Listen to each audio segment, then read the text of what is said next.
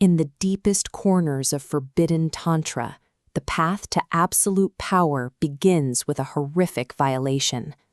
Practitioners seek out pregnant virgins, extracting the fetus, and using that fresh blood to anoint their own faces before beginning the summoning. This is the realm of Dakini and Yogini Vidya. Unlike the spiritual aim of most Tantric traditions, these practices, rooted in the ancient occult history of Mayang and Odisha, are designed for pure destruction and the absolute subjugation of others. These are not mere legends, they are encoded in stone. Archaeological sites across India reveal these death-bound entities, showing how practitioners sought to manipulate the boundary between the living and the dead. Entering this world is a one-way transaction. To engage with these forces is to step into a dimension from which no practitioner has ever successfully returned to a normal life. A practitioner cannot simply choose this art, they must be born into it. The specific prerequisite is a cosmic alignment marked by the mystic cross on the palm, specifically resting on the mounts of Saturn or Jupiter. If an ordinary person without this exact planetary signature attempts to summon a Dakini, they lack the psychic constitution to handle the energy. The result is almost always violent madness or sudden physical collapse. To survive the initiation, the aspirant becomes a Burachari, a fearless tantric who permanently severs every tie to their family, their home, and the conventional world. This isolation is the true price of entry. By the time the first ritual is complete, the practitioner has traded away their social existence, becoming a permanent outsider to the human world. The summoning begins in total isolation.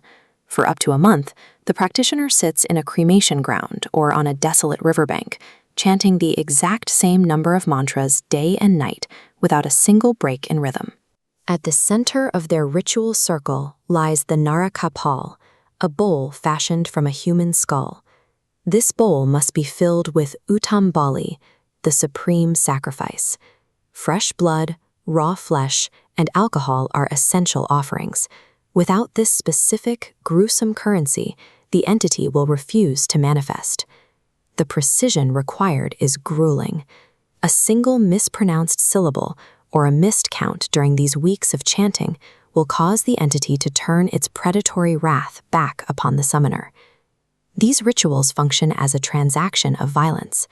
The Tantric is essentially buying temporary supernatural authority using the visceral reality of death.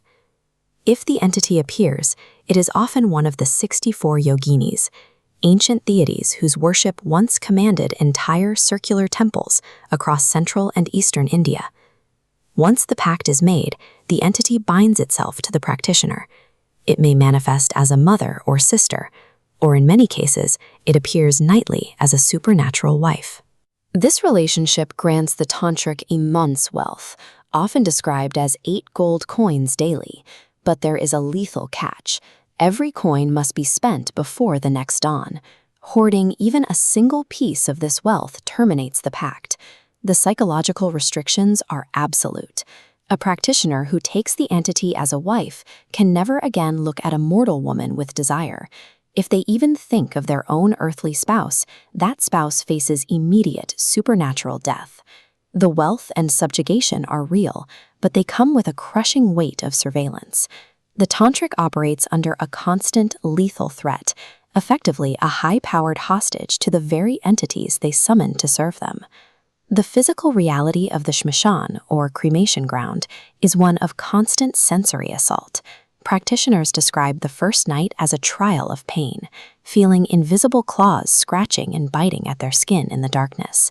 The guru's primary law is endurance. No matter how much panic or physical pain the practitioner feels, they are forbidden from fleeing the ritual circle until the final chant is complete. This endurance is tested by the lingering spirits bound to the burning pyres. When these formless entities realize the Tantric can see them, they begin to crowd the ritual space, drawn to the only person who acknowledges their presence.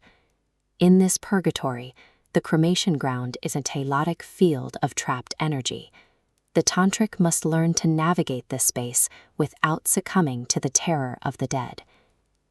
Some practitioners tell of meeting a father spirit, smelling of burning flesh, still trapped in the earthly realm by the unbearable grief of leaving his daughter unmarried. To manage these spirits, practitioners use sabar mantras, raw, unfiltered spells passed down from the god Shiva. These are used to violently bind spirits for dark errands, or occasionally to forcefully release them from their grief. The practitioner spends years severing every tie to their own living family, only to end up here, surrounded every night by the desperate souls of those who refuse to let their families go. Mastering Dakini Vidya offers power over the dead, but the practitioner eventually discovers the truth. They have spent their lives building a prison they can never leave. If you enjoyed this video, please like, subscribe, and turn on the notification bell for more cinematic stories.